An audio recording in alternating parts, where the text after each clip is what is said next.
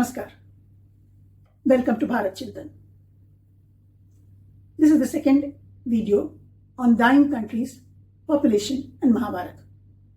We ended the previous video with a promise to understand some of the concepts and terminologies related to population studies.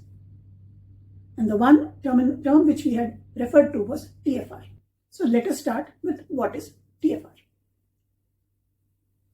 TFR is the total fertility rate. It is the estimate of the number of children on an average which women of childbearing age would have during their childbearing period. If necessary, maybe you can pause the video and have a look at the detailed description on your screen right now. It is important to know why populations age, shrink, while countries could be dying. The three major reasons for population shrinking, aging is high death rates, low birth rates, and sudden catastrophic events. At this point, we are interested in the low birth rates, and that is where TFR comes in.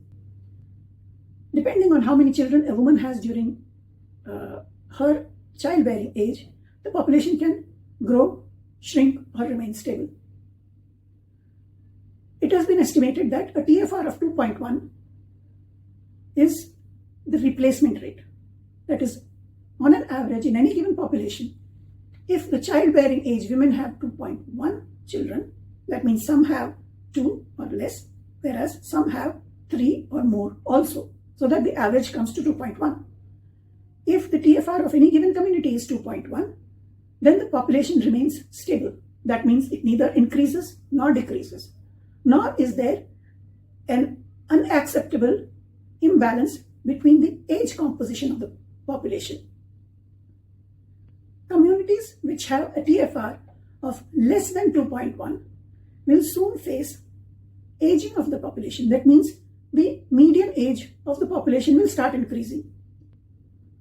If any population has a TFR of more than 2.1, then the population will increase and the mean age will decrease. I know. Numbers when it comes to populations can be so boring. But everybody likes to talk about money. So instead of looking at the numbers in the form of population, let us look at it in terms of money. You and me, we start off with the same amount of money. I get an interest rate of 2.4 and you get an interest rate of 1.9. The difference is just 0.5%. I am blue and you are orange. Observe the three graphs in the upper half. The gap between the two lines is increasing over the period of 30 years. I am continuously getting 2.4% and you are getting 1.9%. The graphs in the lower half are tracing the difference between your wealth and mine. You will see that while we are constantly getting the same rate of interest, that is, I am getting 2.4 and you are getting 1.9, the difference between you and me is increasing and your wealth is now on a steeper slope downwards. You don't like this and you say, why should I be the one to suffer? I also want to point. So now let us go to the next set of graphs. Here, you have realized after 10 years that there is a gap between your wealth and mine, and now you are demanding 2.4%. So while my interest remains 2.4 all through, at the 10th year point, your interest has been increased to 2.4. But look at the situation after 30 years. I am still way above, way wealthier than you. The bottom graphs have changed in the sense that they are not so steep as they were before. In the second 10 years and the third 10 years, the slope has reduced, but still you are nowhere near me when it comes to our total wealth. So now it is time for you to think, and you realize that at the point when you realize that there is going to be a big difference, that means at the 10th year, if you were to demand 2.6, that is when you will slowly start catching up with me. And at the 30-year point, you will be the same level as me. Watch the bottom 3 graphs. The wealth, this difference increased in the first 10 years, stabilized in the second set of 10 years, and in the third set of 10 years, you reached the same level as me. The same applies to populations. Let us go back to the countries we were discussing in the first video, Japan and China. Both of the countries are in severe population crisis. Let us now take a look at some of the statistics. Japan has a median age of 49.9. China has a median age of 40. Japan has a TFR of 1.2. China has a TFR of 1. Oh, by the way, these are the top 10 countries in terms of GDP, sorted by reducing median age. That is why Japan is at the top. India is at the bottom. Observe the TFRs of all the countries. Every country apart from India has a TFR below 2.1. Even India is at 2, which means we have entered into the shrinking phase. 2.1 would have been where our population would have been stable. But look at the other countries. Some of them have 1.3. China has 1. Though Korea is not included here. From what I have learned, Korea's TFR is 0.78. The table on your screen also shows the percentage of the population which is below 20 and above 65. The two groups are considered dependents. If you trace the percentage of dependents of these countries for the previous 4 years, you will be shocked to realize that the ratio of the dependents has sharply increased, not on the lower side, where there are children below 20, but on the upper side. And that has a lot of consequences. It is said that both China and Japan are in a very curious situation. Every working age person, whether it's a man or a woman, is estimated to have about 6 dependents at least.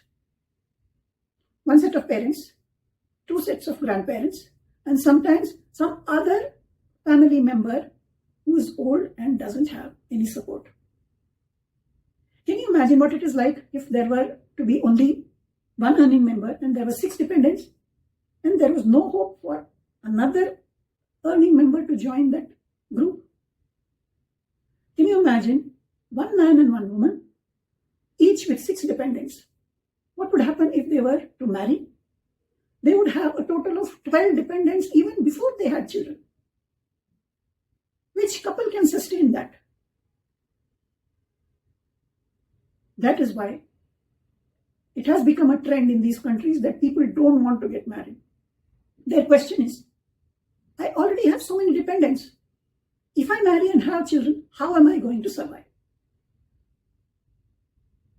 So this is one of the consequences of a shrinking and aging population. And all of it happens because there are lesser number of children being born, longevity is more, the number of working hands starts shrinking, and number of dependents becomes more and more. Isn't it a fact that production needs working hands? That the number of working hands keeps going down and the number of dependents keeps increasing. Soon a country cannot sustain its GDP. Countries need working hands. Some have tried to bring in those working hands by taking immigrants. But then these countries are already on that slippery slope where their population is aging and reducing. The newer immigrants who come will soon overcome them, their numbers, and the cultural influence and ethos of that space will change. And that can cause a lot of discord in society. One professor, Joss Rosling, had predicted this 14 years ago. I believe there was a TED talk which he had given where he had shown how the world has already crossed that place where the growth is stabilizing and it will soon go down. Think of it as a car that has been going fast. Suddenly you cut off the engine. What happens? The car continues moving at that speed for a little while, but soon, because now there is no impetus to push it, it slows down and slowly stops. It is the same with the populations. Those who have already reduced their birth rates, their TFR to below 2.1, have already cut off the engine. If not cut off, at least they have applied the brakes. And they are beginning to see the effect. It is not sustainable for communities to survive if their population ages and shrinks. Imagine a population which is predominantly above 50. As the years go by and their median age increases, there will be lesser and lesser hands to do the work to take care of the aging population. And this is now a serious concern all over the world. Let us go back to the example of the money. So many societies are now multicultural. Is it necessary that all the cultures could be growing or shrinking at the same rate? No. What if one space is occupied by, say, two communities? One with the TFR of 2.4, like our money example, and another with a TFR of 1.9. Soon, there will be a big skew in the demography.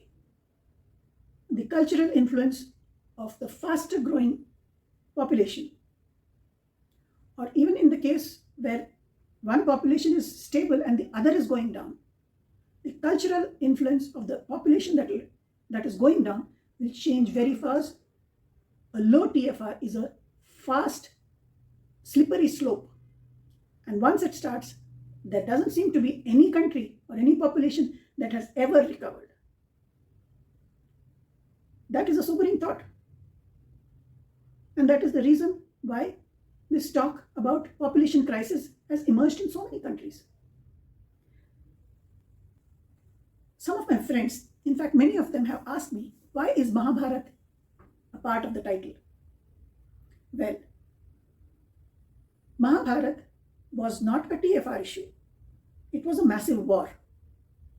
And that caused a population crisis of its own. Obviously, it recovered because today our population is not shrinking. There is no demographic imbalance as of now. So what did they do? That is what the relationship is of Mahabharat to this topic. But to understand the enormity of the crisis which our ancestors faced, we need a lot of statistics, the numbers, before we can even hope to emulate whatever thought process that they employed, and hope the countries that are dying today can at least have a chance to survive. So in order to have that data at hand, I will be creating short snippets with the numbers related to Mahabharat. You will find that in another playlist. I will be referring to those videos and maybe showing you snippets in the coming videos. Till then, ponder, think, isn't it time that instead of talking about population explosion, we started also talking about population crisis, population shrinking, population aging, and the effects it is going to have on the world at large. Namaskar. Shubhamastu.